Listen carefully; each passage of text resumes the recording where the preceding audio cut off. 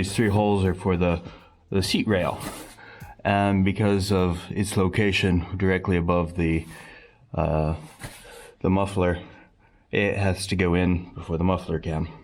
So let's go up top and I'll show you how to do that.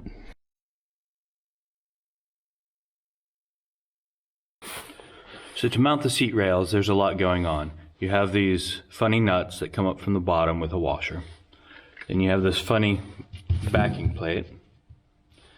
Then you have this funny packing strip. And finally, the rail itself.